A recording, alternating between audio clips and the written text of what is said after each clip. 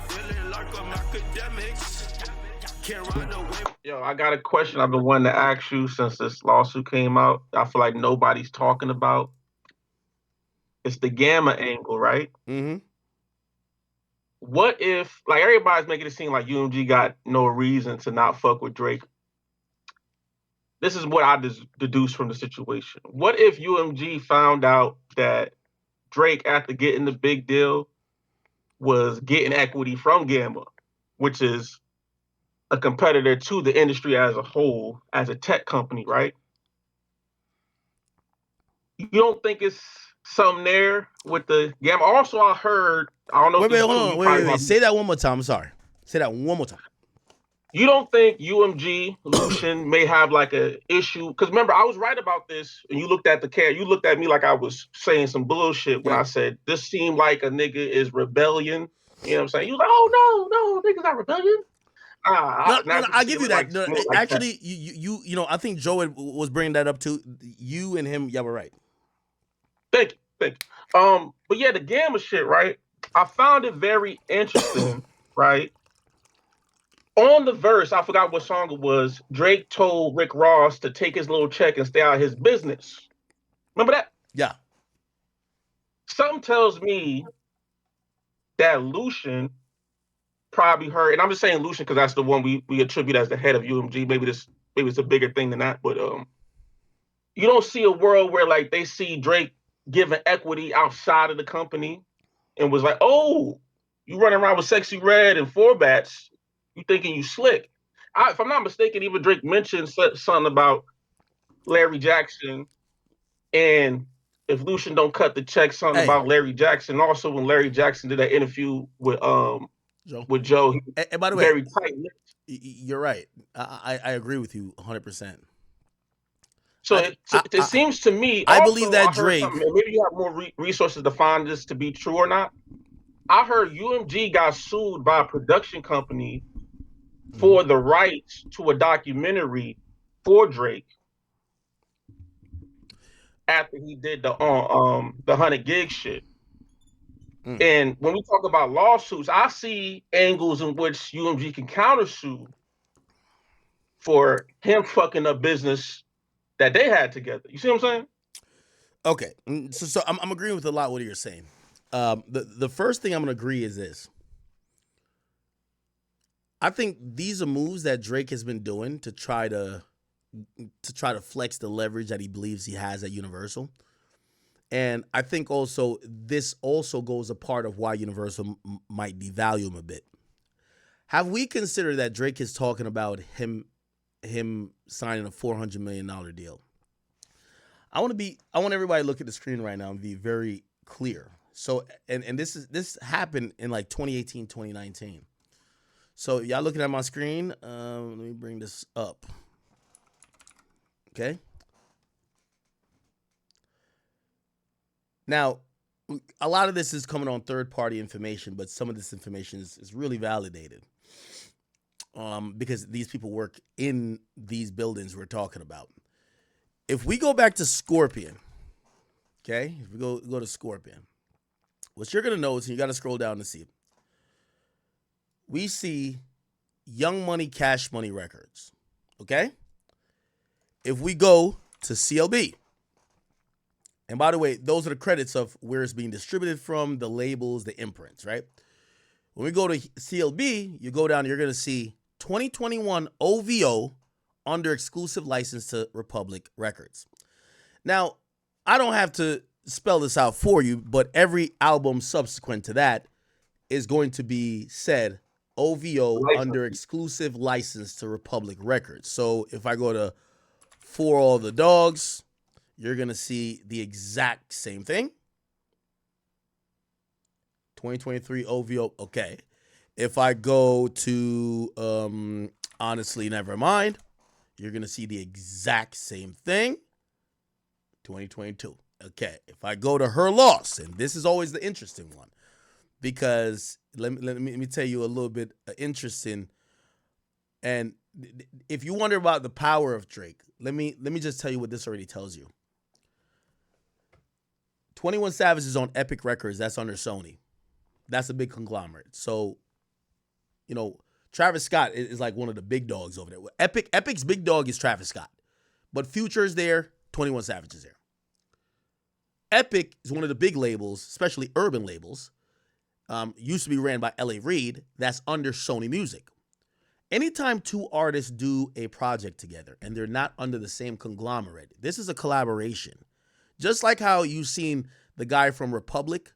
You remember that email that everybody was like, yo, this is the email saying, yo, you don't have the rights to distribute whatever. You know why? It's because the same label Drake is on, Metro is on. So when Future does remember, Her Loss is the exact same thing in terms of label collaboration as We Don't Trust You. Future is Epic. 21 Savage is Epic. Metro is Republic Universal. Drake is Republic Universal. So when you've seen that email, it shows you the collaboration. But let me tell you the power of Drake. Do you see Epic's name anywhere here? Big answer, no. What you could say is this. Drake is a bigger artist, and anytime there's a collaboration project, there's a negotiation. You have to negotiate. What label owns the rights? Who's going to control it, administer it? What's the profit splits? Is this going to count as an album for each person? Is like, what is this? Because the rights for each artist is owned by two different entities. You notice you see OVO, Republic, UMG. You see nothing about Sony. What I could clearly tell you is that when you do an album with the big dog, Drake, fuck your label. Your label gonna have to get down and lay down. That's what it is. Let's just do some Googles. We don't trust you. Okay? Now, when we look at this looks very different. This is Future and Metro. It says 2024 Wilburn Company Holding, which is Future's company, and Boominati Worldwide, which is so Future and Metro's company under exclusive license to Epic. What's Epic? Sony. Here's the point. You could tell the corporate arm twisting based on leverage. Future is the bigger of him and Metro. Republic ain't running the show here. You get what I'm saying? That's why Metro felt so offended when the email came from Republic saying, no, not Metro, well, probably Future, but Metro pointed that out. And that's why he's probably thinking it's Drake. Because he's like, why are y'all telling Epic they don't have the right to promote a song? Future is the bigger of us. Future's label is controlling everything. Why are you trying to? So that's why Metro is thinking, oh, y'all are trying to stop the song because of the other big guy on the label, which is Drake. Because you realize the email that Metro tweeted is his own label trying to stop something, right? Who's on his label? Drake. Whose label's controlling this? The bigger artist. Future. You get what I'm saying? Now, the business was done pretty equitable here, because it says it's under exclusive license to Epic, right? Sony Music with Republic UMG. So it shows a partnership of both labels are going to work on this. It's not only one label, even though Future could have did that, but he's not going to do it to his homie. He's not going to do it to his homie. By the way, I'll tell you what a lot of other little small indie artists told me. They said when Drake gave you the stimmy, Drake, in a way, would do it where your song got to drop on his label. He got to drop through, and some people felt a way about that. Anyway, and let me not get too much off topic. Okay, so that's going on, right? Wait, what was I talking about right before? Yeah, let's get back on the gamma angle. Gamma angle. Yeah. Okay. I think there's something there, gang. No. Perfect. Yeah. I went off a little bit on a tangent, but I'm still here with it. Check it. You know what's been the interesting part of all of this? Drake is talking about him getting $400 million from UMG. And this is why I bring up CLB. So CLB, and this is what I've heard. every project from CLB on, that's when he signed the $400 million. Mm-hmm. Drake owns, I think, half of the catalog. That's why it says OVO under license to Republic. He owns part of his own shit now. Here is a thing that I think Universal was probably always watching and checking out. Remember when Drake was on Young Money, Cash Money and he established OVO? A lot of people say, why isn't OVO just under Cash Money or under Young Money, Cash Money? I don't think it was even under UMG, was it? It wasn't. He brought it to Warner. He brought it to Warner. And this is what I'm trying to say. Universal been watching Drake do business with their competitors, and yeah, they're giving him the money, but he's not bringing everything into the fold. Do you get what I'm saying? Mm-hmm. OVO at that point was being distributed by Warner, right? Give me a second. All right, let me get off of this. OVO. Okay, they left Warner. By the way, they left Warner supposedly in 2022. It might have been 2021. Then they announced a new deal. OVO Sound signs. Look, we're going to find it. Oh, yeah, they partner with. So Drake OVO partners with a secure investment firm. That's interesting. He leaves the big three. First of all, it's a little odd already because he wants to have some negotiating power. He did his label deal not under the company that already distributed all the shit.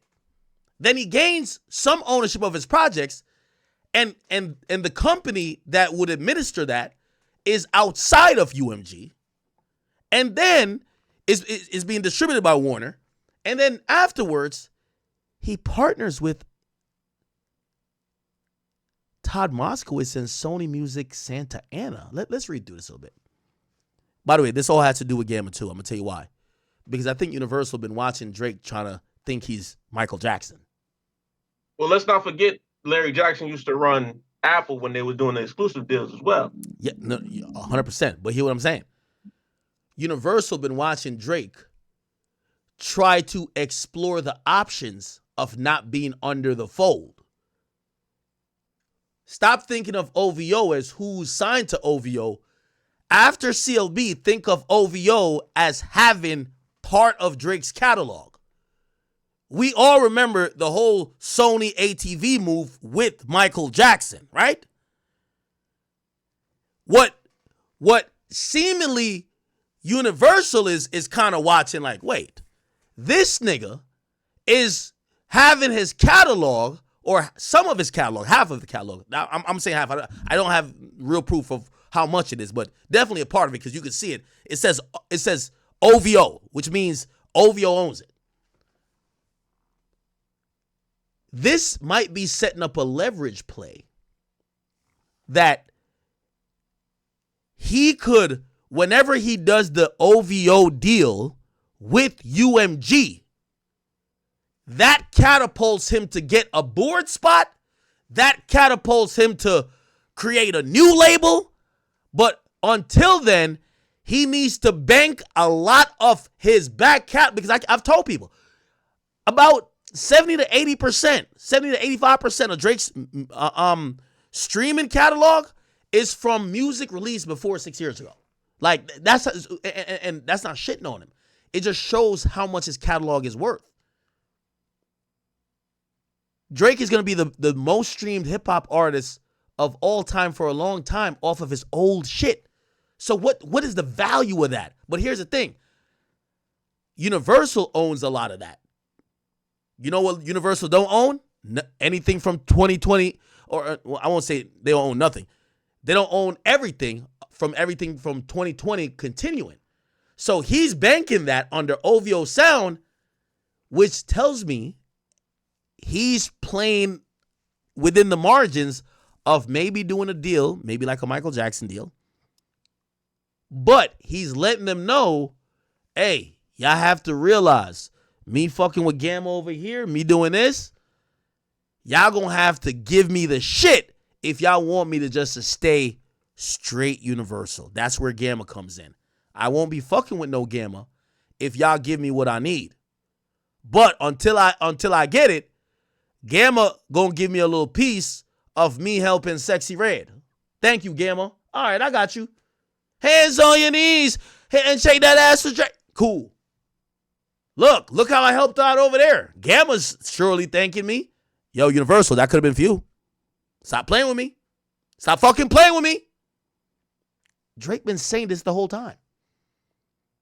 You got to look at his moves. He's been saying it the entire time by his moves, but he's been doing it covertly. He's been doing it covertly. Like he's been. I think there's a record where he actually does a lyric where he actually threatens that on a song. I'm pretty sure he does. Covertly, he's been showing Universal that, hey, I could help people outside of this structure, so stop playing with me and give me, and I got to think it's more than money, it's a power move. Give me the Michael Jackson shit. I make artists. My catalog is worth the most, and now my new catalog is going to be crazy as well. But now I'm banking it over here. I'm gaining some power in these ancillary places. Gamma come here. I'm fucking with Tom Moskowitz, who has Alamo, who they did a deal through Warner.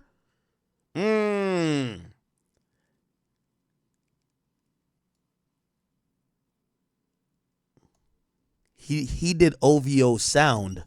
The re-up was with Santa Ana. It wasn't with a major label. Before it was on Warner. That doesn't sound odd to you? Why the biggest artist, if he's getting $400 million by the major label, don't bring his record label that owns part of his new discography? Why don't he bring that to the major label? Like, put it like this. I'm pretty sure if he wanted 600 or whatever money he wanted and they were bucking, just say, all right, man, I'll throw OVO into the mix. OVO will be under Universal. Okay, you got it. Because now we're administering your catalog. Even if you own it. We're administering your whole catalog. Your whole catalog still stays here. You get what I'm saying? But he's been playing these. The cake and eat it too. He's been playing some interesting games. I think the musical chairs, I think he has perceived them to shoot their first shot in a war with how they handled him during the whole battle, because now we find out, based on the Rick Ross stuff, we found out Drake used to sneeze and say, I don't like this fuck nigga Pusha T talking about me or on this project, and they will remove it.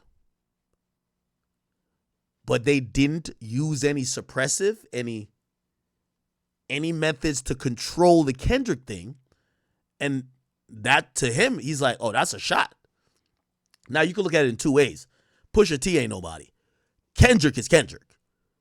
But he's probably looking at it to say, fuck Kendrick, because realistically, the revenue that Drake has brought in from streaming, number one, he built the whole streaming apparatus in terms of business, right? He was one of the artists that they were really relying upon, even the DSPs, to get people into streaming. But his streaming revenue makes Kendrick literally, even though he is, look like a dwarf. So I know, like, we think they're competitors in hip hop, but he might be thinking, yo, Universal, they shouldn't even let that bum ass, like, nigga, I'll really bring the bag over here. You get what I'm saying? No, yeah. So that's why I see the Gamma stuff coming in. Also, doesn't Gamma have similar relationships in the back end of the industry that, other companies may not have? You know what I'm saying? Aren't they partner with a company that owns, like, World Star, a lot of media companies as well? Well, right? Here's the thing about how the industry goes. You can't beat the industry. What you could do is leverage the people and the things you know, the connections you make, to gain leverage through from a non-traditional way. I'll give you the example. Do you believe that Lear Cohen and Kevin Liles and also Tom Moskowitz, when they left the major label structure and they announced that they started 300 Records, did you think, remember they said this was supposed to be different because the major label structure was just ass and redundant, and we're named it 300 because we're going to have a team that is a tangible, limited amount of people doing more? Did we ever foresee them selling the same company to the same label they complained about? You know they sold it to Warner, right? So they complained about Warner, or they complained about, well, Universal and Warner and Sony too, and then they made this new label, and then they sold the new label back to the same company just for more power and more millions. Lear went to YouTube. Lear went to YouTube. Kevin Liles became CEO, then cashed out recently. And then Tom Moskowitz, he basically sold his shit and then made Alamo Records, signed Dirk, signed Rod Wave, and he been floating ever since. And then he just sold Alamo over there to, I believe, Warner as well. So let's do the math. It's just another way of getting this control and power, if you ask me. Hey, you know what's so funny? Chat, I love doing these type of streams. When I get off of here, half the music industry calls me. Promise you. Yo, Ak, we're watching your stream. You're 100% right. And this is how I get more information. Because the real people working in these buildings, they call me, tell me I'm right, and then give me more information to tell you. They just tell me to keep it anonymous. I got a serious question. Have you heard anything about UMG being sued for the rights to a Drake documentary? Have you heard about that? No, but now that you've mentioned it, I'm going to look into it. Like there might be something to it. I would imagine that a lawsuit like that would be caught by, you know, some of the music publications, the music business. What's that one website? Music Business World. I would think that Billboard would catch it. But maybe if somehow it went unnoticed. This was during the beef, so it could have got out, like, overshadowed, right? Because I seen this on Twitter. You know what I'm saying? People sent me shit to try to get to you, and that, you know, so I didn't see nothing else about it, and I would think you would have heard about it. But that sounds very interesting and intriguing, and sounds very plausible, especially now that Morse Drake is doing lawsuit games. I could see UMG being like, "This is why we fucking with you like this," and also an angle for countersuit. What do you say to that? No, I agree. I mean, again, I don't know about the countersuit. I definitely see, in a way, where Universal probably felt taunted by Drake more than Drake felt taunted by them. Or maybe vice versa. Drake is like, yo, y'all playing with me because y'all are having, you know, it's the same discussions, right? Like, you know, I don't care. I know we know Drake's on another level, but I keep using Youngboy. You know, Youngboy told me, this is verbatim. He said, yo, Ak, they offered me $20 million more. I told him I'll give him I told him keep the $20 million. Just let me start getting some of my the ownership of my masters. I gave y'all 22 projects. I deserve to own my shit.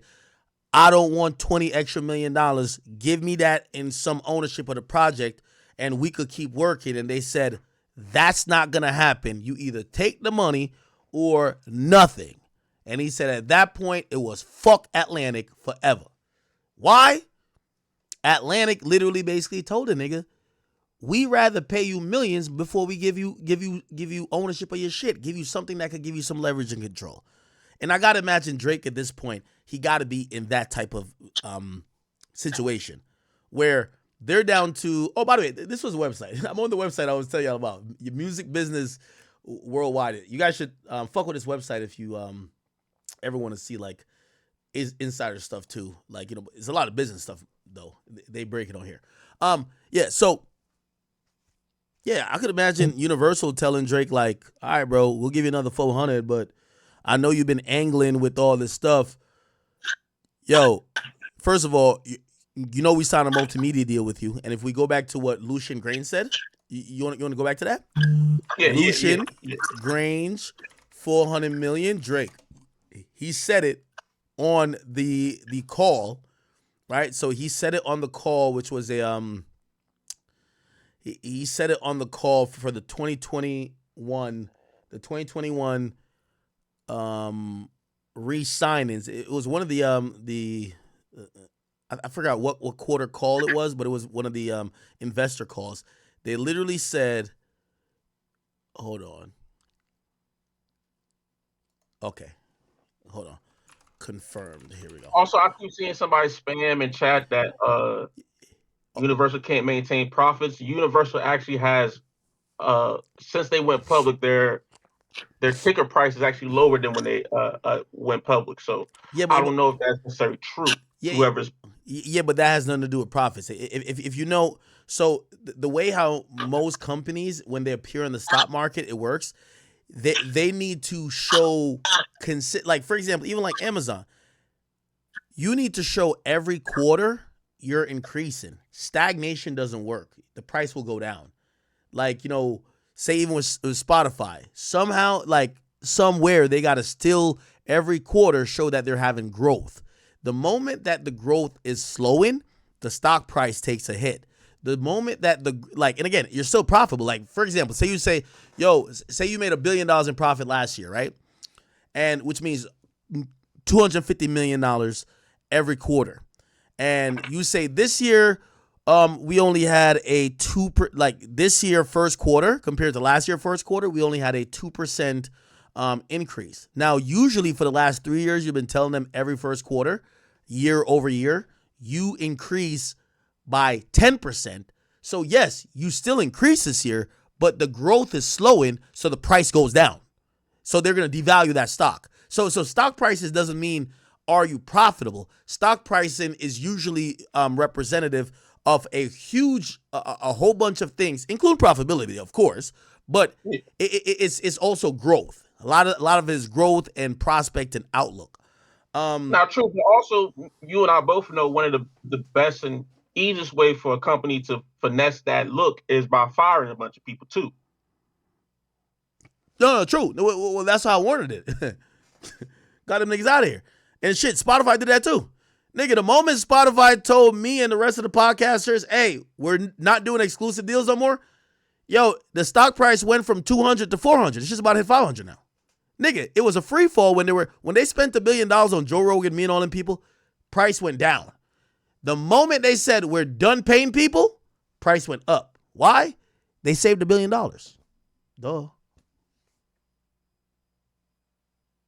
But yeah, if you could find some information about that UMG lawsuit for the documentary, I think that'd be very telling. I think that's very interesting.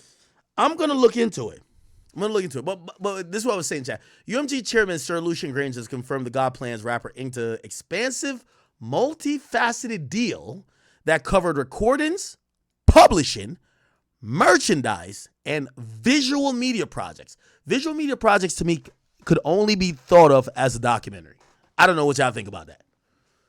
Everything he dropped on 100 gigs kind of told me, oh, he has a documentary cooked up and he gave us the B-roll to fuck with them niggas. To let them know, hey, since we ain't released that documentary yet, or he's probably been shopping it to them, saying, yo, this is going to be a big documentary release, blah, blah, blah, blah, blah.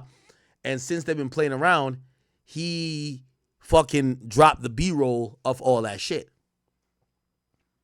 To let them know, yo, I'm down to walk away. And really, these are posturing moves. Like, yo, I'm serious. I'll leave if you don't give me what I want. And they ultimately must have still said, nah, we're good. And then his last thing is like, all right, I'm suing. All right. So you said leave, right? So why would Drake play with Lucian Granger like that? Do you feel like this is Drake saying that I'm gonna retire from music, or you feel like this is Drake saying I'm gonna go independent? Like, what you think this is? I feel like it's him saying I'm gonna retire. Oh, I ain't gonna lie. Wait, hold on. Wait, hold on. Facts. Just keep that question really close, okay? Nah, I be having some music people really follow my stream. I could tell, like, they think almost at the same level in terms of knowing shit, just like me. Because they said, bro, here's the article that Kyrie's talking about. Hey, I be on top of shit. Okay, it's a TMZ that ran it. Hold on. Hold on. I'm looking for it, Chad. Give me 1 second. I'll be right sometimes. Okay. Here we go. This is from 2019. It says Drake it's a Universal Music Group sued. You shut down our Drizzy doc. Let's read this. The production company behind the Drake documentary is suing Universal Music Group for ratting them out and getting the project yanked. Oh my God. From streaming platforms. Symmetric Entertainment. Let's remember this name. I'm going to try to talk to somebody. Rips Universal. I'm going to get this lawsuit too. In the lawsuit saying the music company fired off notices to remove all Drake music and video clips from the documentary entitled Drake Rewriting the Rules. Obviously, that would create a major hole in the Drake documentary. So they said they couldn't put no Drake music or videos in the doc. Oh, shit. If it were supposed to be devoid of his image and music. According to the docs obtained by TMZ, Universal Power Move has nothing to do with purported copyright infringement and everything to do with placating its artist Drake. Oh, never mind. This sounds like some shit that's suppressed. Huh? Placating its artist Drake by attempting to suppress any commentary or criticism of Drake. The unauthorized documentary was released on Vivo. This might be something else then. And then hit Netflix and iTunes on Amazon on January 16. It says it got Universal Notes the next day and 2 days later. Let me watch this real quick. This might be a different doc. And by the way, I ain't gonna lie to you. Drake has been like, we haven't seen many docs from Drake.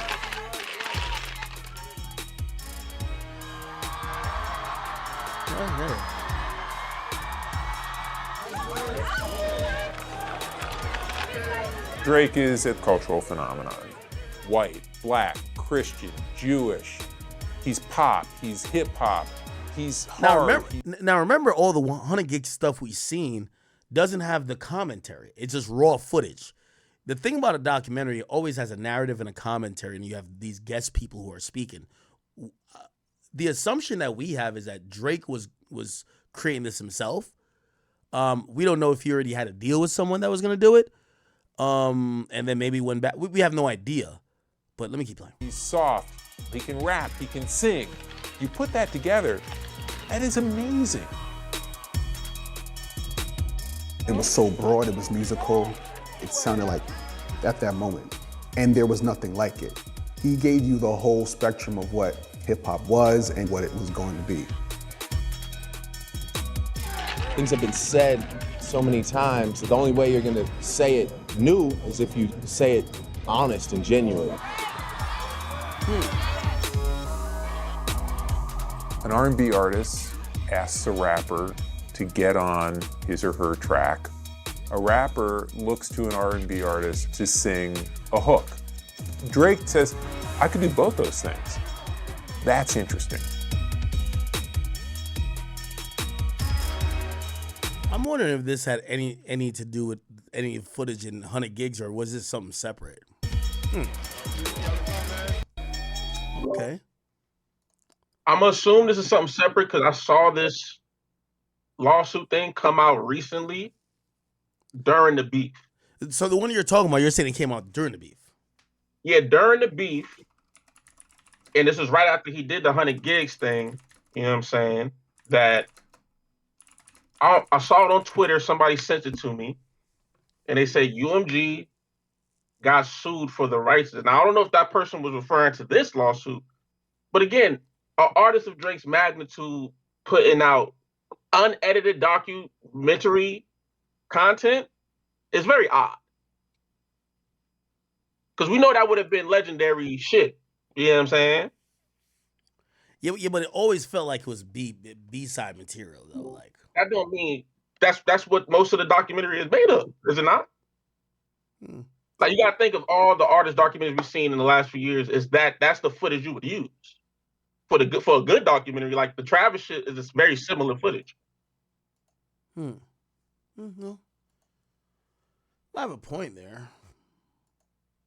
If I could find, if you're talking about something much more recent, if I could find it, I would definitely love to find it. I would definitely love to find it.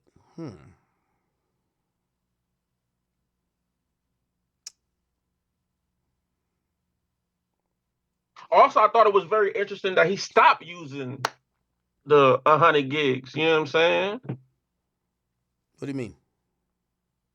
Because in my opinion, when I first saw it, I had two ideas. You know what I'm saying? I had two mindsets. I was like, okay, this could be an angle of you protesting, testing the waters for independence, right?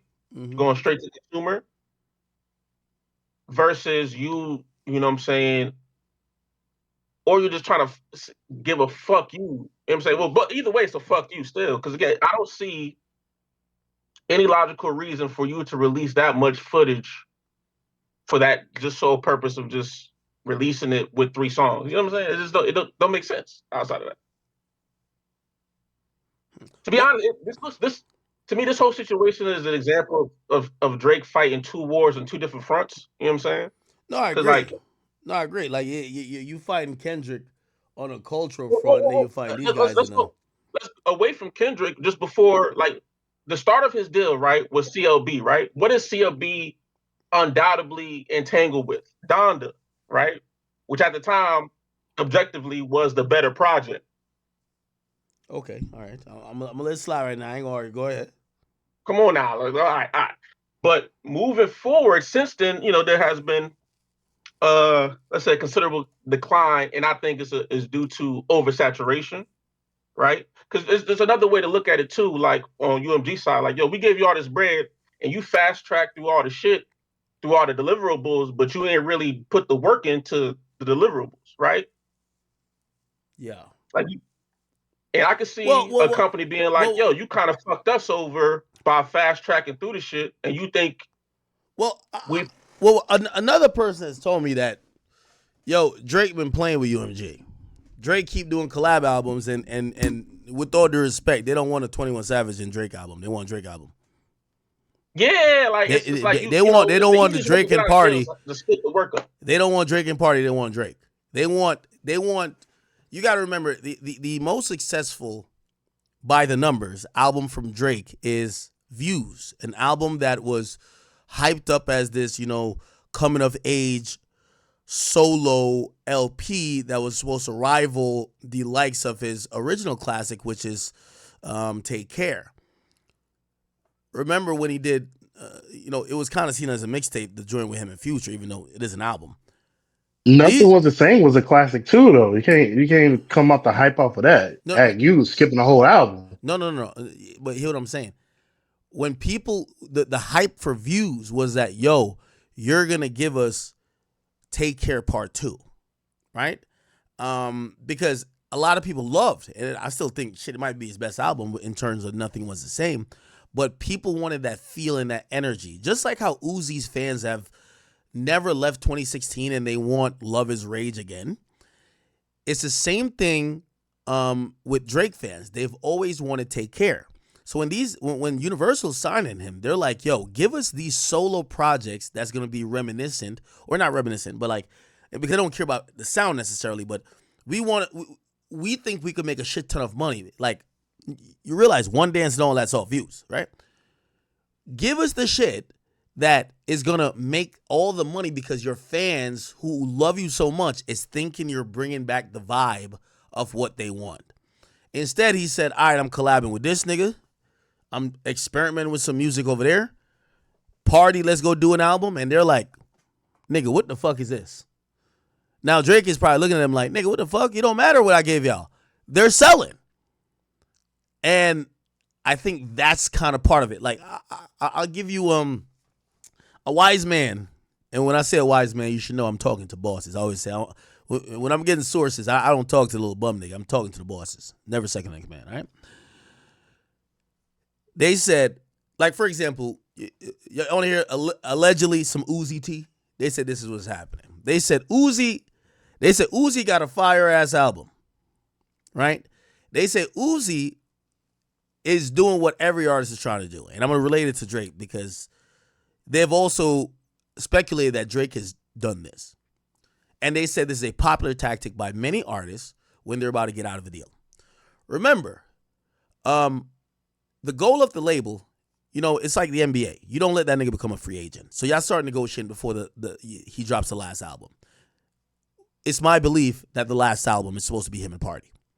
So Drake is not a free agent now, and technically, and really, in my opinion, no matter how it plays out, he won't even end up being independent. You don't let a commodity like that ever go independent. You don't let him ever sniff being independent, right? For your sake and his sake. They said this is what supposedly happened with Uzi. They said Uzi's on his last album in Atlantic, right? Uzi wants a certain amount. They may or may not want to pay. They said Uzi turned in an album and kept all the hot shit for his next situation. And that's the problem, because some of the fans are complaining, but Uzi got the hot shit. He's just waiting until he gets to his next situation to drop it, because he's realizing these niggas might not want to pay up. Right? And yeah, so it's like it's two sides. Like you can low key step on your own shit facts. So that you can get out the deal too, right? Facts. I see that as an angle as well. Yo, go back to what's that gay dude name? Not Travis. Frank Ocean, Blonde, and what's the other album called?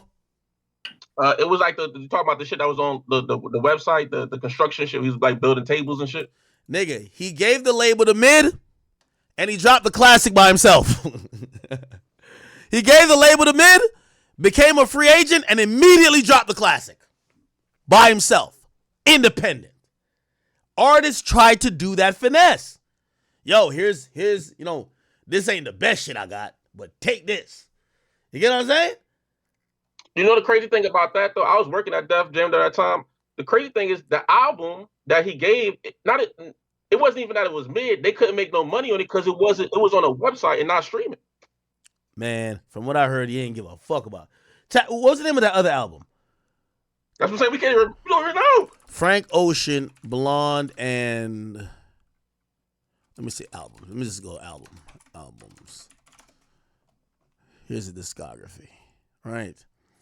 And nigga, I just remember being on a website and he was just a video loop of him building like. He was working with wood. Pause. That's crazy. He did that. He was working with wood. The whole. That's crazy. Yeah, but it worked though. It still worked. Oh no, that nigga, it shit worked. It was endless. That's what it was called.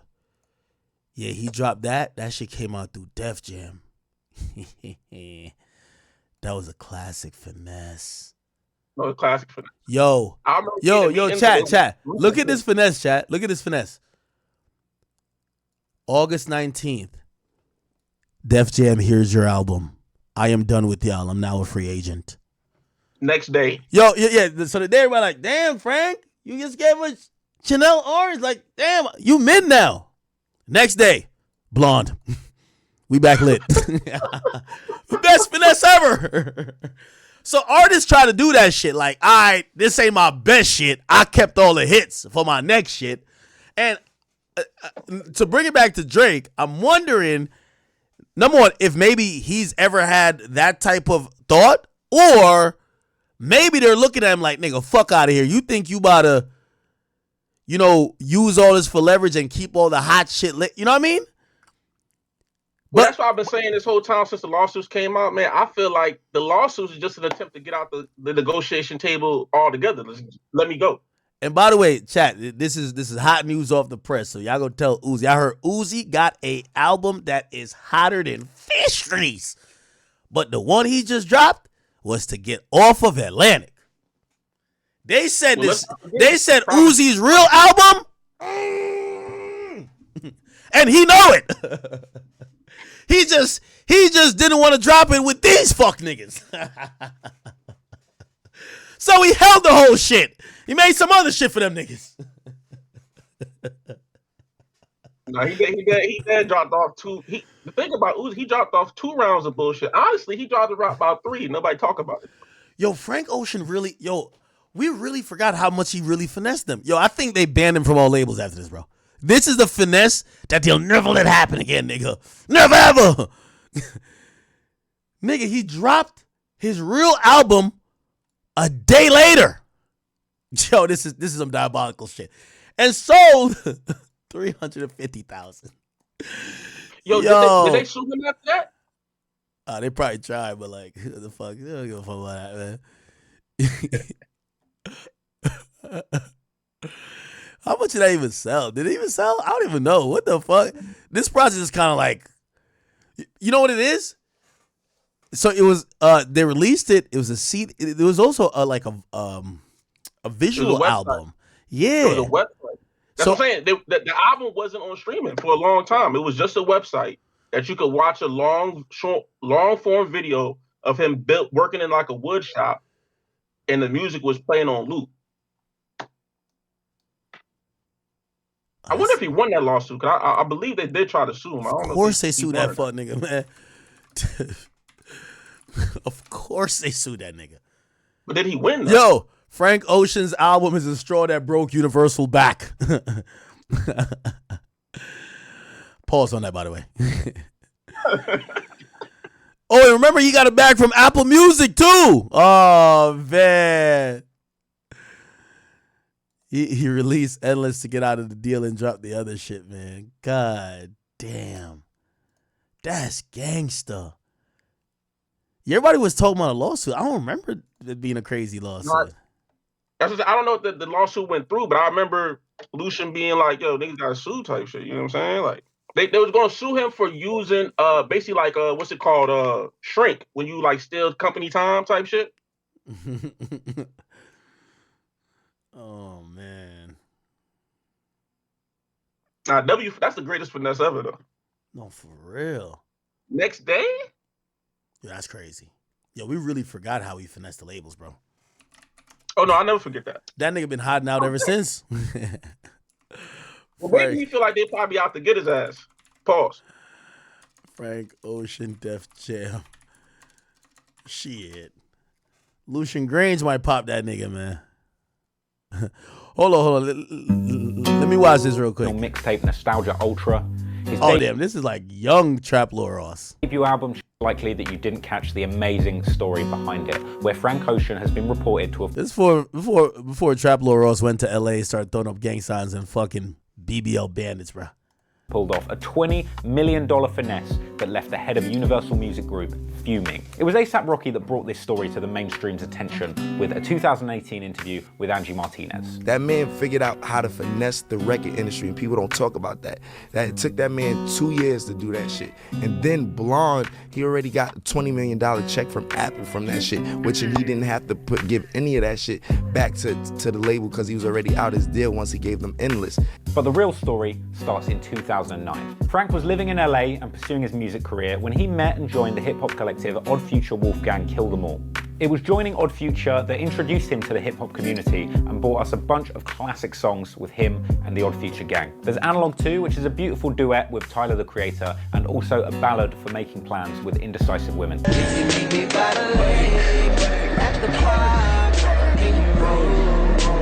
There's the song Widow, where seemingly at the end Frank gets lost in the vocal booth and can't find his way out. Where I'm at, now where we at. And of course She, where Frank discusses the troubles of going through his first period. Blood on the sheets, probably spilling from my gash. Later on in 2009, Frank met legendary music producer Tricky Stewart. Tricky is a music industry hitmaker who's been responsible for some of the most successful and obnoxious songs of all time. Beyoncé's Single Ladies, Rihanna's Umbrella, and of course the classic Justin Bieber Baby. Through working with Tricky, Frank was able to secure writing credits on songs with legendary artists such as Brandy, John Legend, and Beyoncé, aka Jay-Z's bloody wife. It was around this time that Frank actually signed a deal with Def Jam, a deal that would later prove itself to be as tricky as the guy that got him into it. Frank later said that he felt neglected by Def Jam, that he didn't have a relationship with the label, and he basically felt like he'd just been signed and stored away. Tricky later said in an interview that in hindsight, the deal was a huge mistake, and he just couldn't get Def Jam to get behind Frank the way that Tricky was. It was in 2011 that Frank made the first in a long line of major finesses against his record label. After being inspired by Odd Future and their own genius... Yo, could Drake do anything like this? I think the record labels are super smart. I ain't gonna lie. You know how genius Drake would have been if he... You see, the lawsuit is like... Yo, it's not even a lawsuit. It's a petition. It's like you fronting your move. Yo, Drake should have dropped this shit and then drop like the ultimate album afterwards. Him, Young Thug, and Travis Scott. Damn.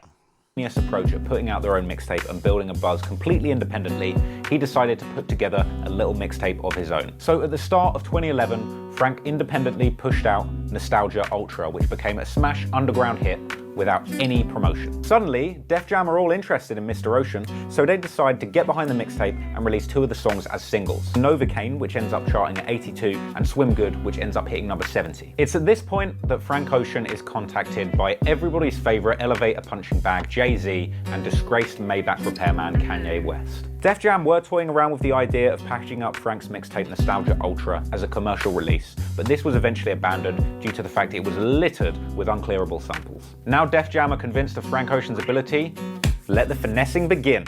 So Frank immediately demands $1 million and complete creative control over his debut album, which he gets. He wrote all the songs in 3 weeks and came with that heat. So in 2012, he drops his debut album, Channel Orange, and it's an absolute smash hit. It's got the hit songs Thinking About You and Pyramids, and debuts at number 2 on the Billboard charts, later going on to win a Grammy. It was then next year, in February 2013, that Frank announced that he was working on his next album. But no music dropped until a year later, when Frank Ocean released the song Hero as part of the series of songs sponsored by the shoe brand Converse. Then once again, silence. We don't hear anything from Frank right up until the end of the year, until about November, when he releases a snippet from the album which still doesn't have a title, called Memorize. More months go by, and it's only in April 2015 that Frank comes out and says that there's going to be 2 versions of his album and a magazine that's going to go along with it. It's in February 2016 that Frank pops up on Kanye West's legendary Life of Pablo album on the song Wolves, which is then unusually re-edited after it comes out to remove Frank's segment from the song. Frank's part is then separated into its own song, which features the very creative title, Frank's Track. Well done on that, Kanye. A few months later, in July 2016, Frank hints at the album coming out soon with a very cryptic video posted on his website. Yo, what the fuck is this nigga Frank Ocean like doing these days, bro? The 1st of August 2016, this is when everything goes down. At 3 a.m, an unusual and endless stream of Frank Ocean woodworking in a warehouse in Brooklyn appears on his website with an Apple Music logo and some unusual instrumentation being played sporadically throughout. Turns out these instruments would then form into instrumentals from the Endless album, and that this stream would end up lasting 140 hours. As the live stream went on, it became very clear that what Frank was actually doing was building a staircase. I can only hope that he built it to have more traction than Meek Mill's staircase. As it got closer to completion, the stream was accompanied by the actual songs from the Endless album and eventually an Apple Music link where you could listen to the album. So the 45-minute version of the visual album is still actually very hard to find if you're not an Apple Music user. I looked for it for ages, and genuinely the only place I could find it was Pornhub. Frank later came out and said that the Endless visual album actually represented the final move in a 7-year chess game he'd been playing with Def Jam Records to get out of his contract. Throughout this time, he had to replace several members of his team, including his lawyers and his management, as well as paying back a $2 million advance to Def Jam, which he'd been given to record that second album. By doing this, he was actually able to retain ownership over those recordings. So Frank Ocean is finally out of his contract and ready to start recording again. Right? Wrong! One day later, Frank Ocean announces the biggest finesse the music industry has ever seen. He announces his Boys Don't Cry magazine will be coming to several pop-up shops all around the US and in London. The magazine is a very cool, if highly unusual, piece of artwork, which is full of pictures of really sick cars, an unusual poem about McDonald's written by the one and only Kanye West, and, to my great delight, an interview with Lil B, the bass god himself. Alongside this announcement, he releases the music video for his new single, Nikes, which is not on the Endless album, but is actually from his brand new album, Blonde, which he has released independently that day. Basically, Def Jam got absolutely finessed. They thought they were getting a banging Frank Ocean album, but what they actually got was a 45-minute Home Depot commercial that nobody wants to watch. Basically, the entire Endless album was just one giant pretentious arrow pointing to Frank Ocean's real album. So Endless was a decoy album. Frank finessed his way out of that deal, was able to keep the rights to the real album Blonde, drop it independently with Apple Music, and secure that bag for himself. Now, the album Blonde stormed the charts. It's rumored that in sales alone, the Blonde album netted about $2 million for Frank, whereas the Endless album netted a measly $157,000 for Def Jam. That's not even enough to buy a used Bentley truck. And that $2 million is just the tip of the iceberg. As it was mentioned at the start of this video, A$AP Rocky came out and said that Frank finessed Def Jam for $20 million. Now, I wasn't able to actually find any solid proof that Frank Ocean had indeed secured a $20 million. No, he meant Apple Music. So Def Jam didn't. So what was happening back then was the exclusive deals. Yeah, the exclusive deals, and then in some situations, the label was saying, especially if you weren't in a position of recoupment or whatever, they would say that some of that money had to be paid back. Okay, I don't know what happened with Drake or The Weeknd because they had exclusive deals as well, but when it came to Frank Ocean, he had to pay none of it back, right? So he was already guaranteed $20 million. So the label couldn't, the label would have probably said, yo, we're going to fight over this money because this money is for an album we own or album that was provided under our contract. Couldn't do it. Bags. What I was able to find was that Apple are indeed rumored to have paid Drake $20 million and also that Chance the Rapper was offered $20 million that he actually had to turn down. After this, Lucian Grange, who is the head of Universal Music Group, which is the parent company of Def Jam, came out and said, no more exclusives with streaming services, and sources say that he was fuming. I've got to say, I'm genuinely blown away by the idea of promoting an album with a 140-hour stream of somebody building a staircase. When I release my hotly anticipated hip-hop album, I'm actually going to upstage Frank by promoting it with a 150-hour video of me in a lift. Beat that, Frank. Still stuck in this lift. I'm trapped in a lift. Feel like R. Kelly, but it's not. What the fuck? Wow. The finesse heard around the world. Could Drake do something like that? If Drake, I think he showed his cards too early, man.